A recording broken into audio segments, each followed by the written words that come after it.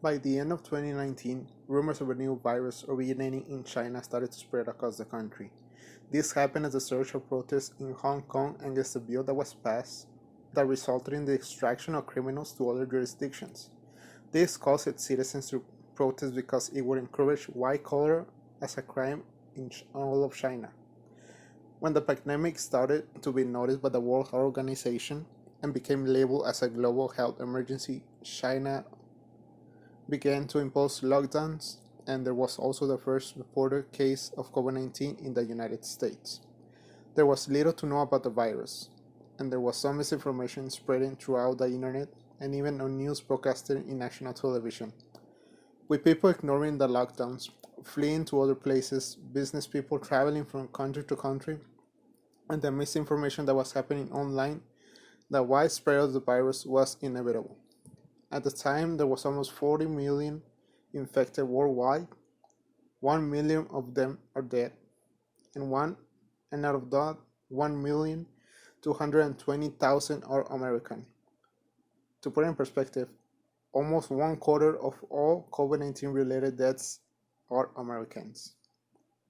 Even with all the warnings, all the restrictions, and all the available information of the virus, there are people that just do not care.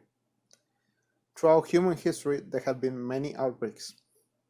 A good amount have been way deadlier than the pandemic we are facing today and have lasted way more than we are estimating this pandemic will last. A lot of recent diseases have been eradicated by vaccines, and the information is widely available to everyone that provides less than 5 minutes to research for credible sources like the World Health Organization and the Center of Disease Control. Yet, there is a lot of misinformation that is widespread on vaccines. From believing that vaccines cause autism to implanting microchips and even turning people gay is absurd. It has reached a point where parents refuse to vaccinate their own children and cause them to die or fall critically ill of a disease that could have easily been prevented with just one vaccine. People have started to take the issue of health seriously. People have to be educated on the importance of vaccines.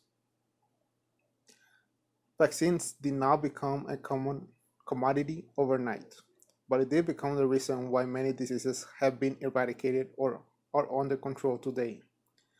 Let us start with smallpox. Smallpox is a very deadly disease with a death rate of up to 30%. This disease has been placed in time of ancient Egypt, meaning this disease has been around for close to 3,000 years. Close to the beginning of the 1800s, a series of experiments were conducted using cowpox.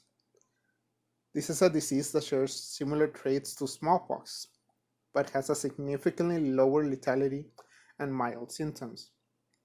This resulted in those who were infected with cowpox to deliver immunity to smallpox by straining their immune system with less aggressive version of the disease. And so the first vaccine was invented.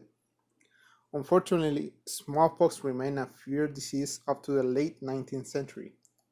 Yet fortunately, a global effort led by the World Health Organization led to the eradication of smallpox. Vaccines have stopped the spread of modern diseases, saving millions of lives, resulting in diseases to take at most a million casualties, and even less when taking the necessary precautions. Unfortunately, some diseases are hard to develop a vaccine for, such as HIV and AIDS.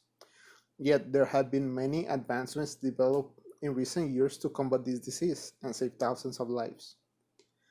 Even with the development of several vaccines and the positive impact they have on civilization, they are still the problem of misinformation. This has become a widespread problem worldwide. This encourages people to actively deny the positive impact of vaccines, encourage others to not vaccinate their children, and spread over the top myths that have been debunked over and over again in order to get people to join the anti vax movement. In the pandemic we are facing today, even if a vaccine is developed in the coming months, it will not take immediate effect due to several reasons. The most notable is the lack of participation people will have when the vaccine is widely available. In a research conducted by the New York Times, it showed that only half to three-fourths of those who participate will be open to taking the vaccine when available. This is a bad sign for the economy and its citizens when it comes to returning how everything was before the pandemic began. With the 50% to 75% of the population taking the vaccine, the COVID-19 pandemic will not be eradicated, but instead it will only be slow.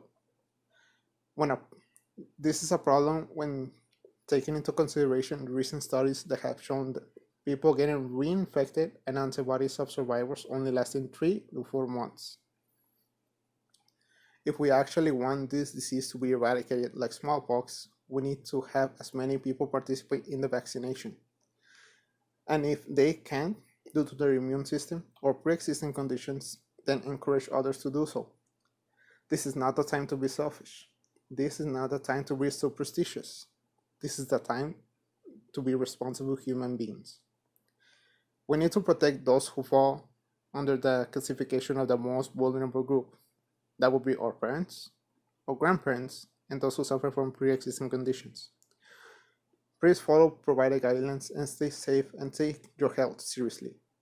Educate yourself and others on the importance of vaccines.